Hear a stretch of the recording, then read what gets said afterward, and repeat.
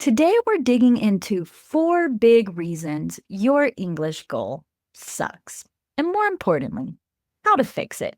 By the end of this episode, you'll know how to reframe your goal with clear, actionable steps that actually get results.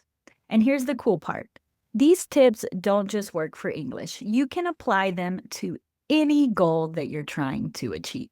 Welcome back to the Peach Teach English podcast. I'm Frankie Mesmer, your host, and this space is dedicated to helping you go from B1 intermediate to B2 English fluency. So if you're ready to set goals that actually work, let's get into it. So let's look at reason number 1 your English goal sucks. Because it's too vague. Let's be real. Goals like I want to be fluent or I want to sound more like a native speaker don't actually move the needle. Why? Because they're too vague. What do these goals even mean? When will you know you're fluent enough or sound native enough? You won't, and that's the issue. Vague goals make it hard to stay focused or track your progress. So eventually you lose motivation and give up. The best way to upgrade your goal is by answering the classic WH questions. Who, what, where, when, why, and how. Now, we won't cover all 6, but starting with your why and what will give you a solid foundation and help you set a goal that actually sticks. So let's start with your why. Why are you learning English? You're not studying English just to chat with AI bots or scroll through grammar apps all day, right? You're working towards something bigger. So let's dig into that. Do you want to make genuine connections with native speakers? Do you want to study abroad to unlock better career opportunities? Would you like to run effective sales calls and lead meetings? And your why is what's going to keep you going when things get tough. It fuels your discipline and it helps you prioritize what to study and gives your goal long-term meaning. So once you've nailed down your why, let's move on to your what. What exactly do you want to accomplish in English? Saying I want to be fluent is too abstract. Let's get concrete. Try something like, I want to reach B2 level in English by the end of the year. I want to score a 6.5 on the IELTS to qualify for my university program. I want to land 3 new English-speaking clients for my business. Do you see the difference? These are specific and meaningful goals that you can look at and say, yes, I've reached my goal. They give you a clear direction, and that's what separates a wish from an actionable plan. So go ahead and hit pause if you need to. Take a moment to write down your why and your what. And then once you've got more specific, we'll take a look at the next reason your English goal sucks. So reason number 2, your English goal sucks is because you can't measure it. Take the classic line, I want to be fluent. All right, but how do you actually measure that? What does fluency look like for you? How will you know when you've reached it? This is where most learners get stuck. If your goal isn't trackable, it's nearly impossible to stay on track because there's no clear way to check your progress. So here's my advice. Make your goal measurable by using numbers. And there are 2 main ways to do that. Number 1, use a level, course, or score. Link your goal to something official like a test or proficiency scale. For example, I want to reach a B2 level on the Cephers scale. I want to score a 6.5 on the IELTS. I want to finish a C1 level course. These goals are quantifiable. You can take a test, get a score, and clearly see where you stand. Number 2 is you can track your consistency. Not every goal has to be about a test. You can also set goals based on your study habits.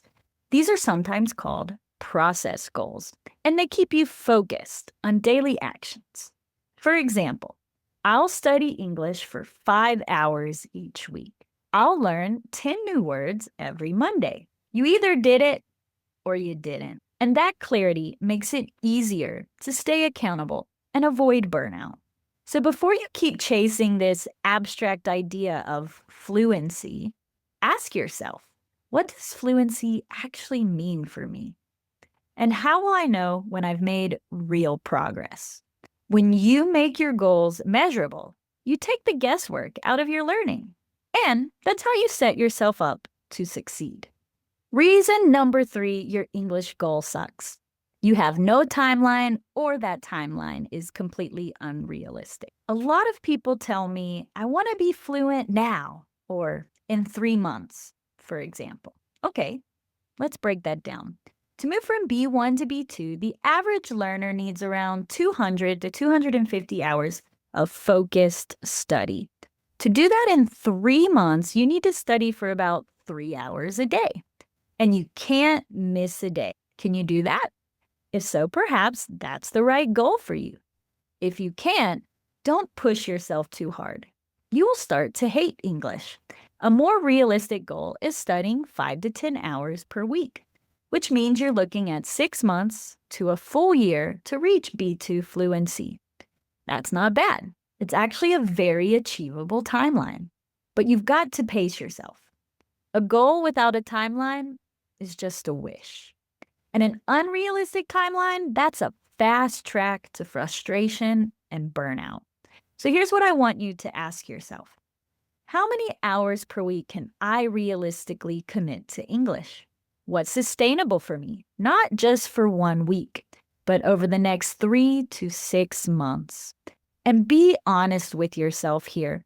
Maybe it's 5 hours, maybe it's 20. That's fine. You don't need to be perfect. You just need to be consistent.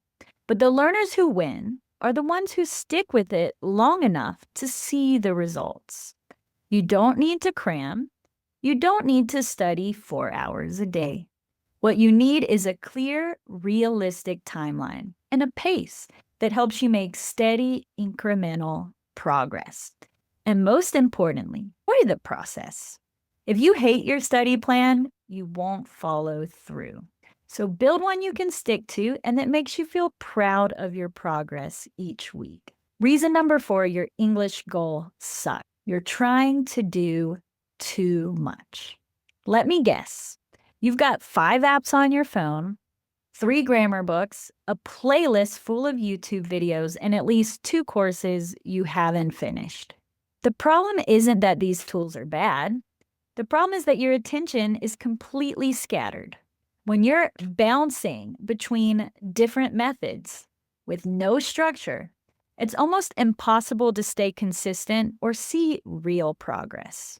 What you need is a focus system, one that aligns with your goal and actually moves you forward. So here's my advice. Sit down, map out a plan, and stick to it. You don't need to try every grammar book or app. You need a streamlined study plan that supports the results you're working towards. And that's why I created a free study guide to help you simplify your process and stop second-guessing your strategy. This guide walks you through what skills you need to develop, what vocabulary and grammar topics to study, and tips to help you build an effective study plan. And you can grab that free study guide using the link in the description. And if you're still feeling overwhelmed, just message me. I'll help you zone in on a system that makes sense for you and your goals so that you finally get the results that you're looking for. You've got this, and I'm cheering you on. So now that we've looked at 4 reasons your English goal sucks, let's look at some good examples of English goals. We're going to break down 3 examples using a simple set of questions. What's the goal? Why does it matter? How will you measure it? When do you want to reach it? And what's your plan? You can even use this exact structure to build your own goal too. Example number 1, social English. What's the goal? I want to speak English confidently and reach the B2 level. Why? Because I want to build friendships with native speakers and connect with people when I travel. How will you measure it? I'll take the Duolingo proficiency test. When? I want to achieve this in 6 months. What's your plan? I'll study 10 hours a week. I'll join 2 conversation classes, message language partners daily, and listen to podcasts or read books to build my vocabulary and fluency. Example number 2, academic English, studying abroad in Australia. What's the goal?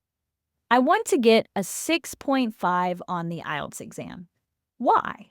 So I can apply for a university program in Australia and expand my career options. How will you measure it? The actual IELTS exam. When? I want to reach my goal in 8 months. What's your plan? I'll study 7 hours a week, doing IELTS practice activities, 3 hours on listening and reading, and 4 hours on writing and speaking practice.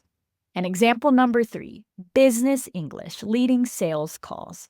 What's the goal? I want to lead clear, confident sales calls in English. Why? Because I want to grow my business and build strong relationships with international clients. How will you measure it? I'll track how many calls I complete in English and how many new clients I get. When? I want to see clear progress in 2 months. And what's your plan? Each week, I'll write and rehearse one short pitch or presentation and get feedback from a business English coach, and set up at least 2 sales calls in English a month. These goals are specific, measurable, and aligned with real-life outcomes that matter to you. And that's the difference between a goal that fades into the background and a goal that leads to lasting change. So what's your English goal? I'd love to hear it. Drop it in the comments, share it with a friend, or message me directly. And don't forget to download your free study guide using the link in the description. It's designed to help you turn your goal into an action plan you can actually stick to. If this episode helped you reframe your goal and get clear on what to do next, make sure to hit that subscribe button. That way, you won't miss any upcoming episodes that will help you stay consistent, motivated, and finally be fluent in English. Thanks for listening, and I'll catch you in the next episode.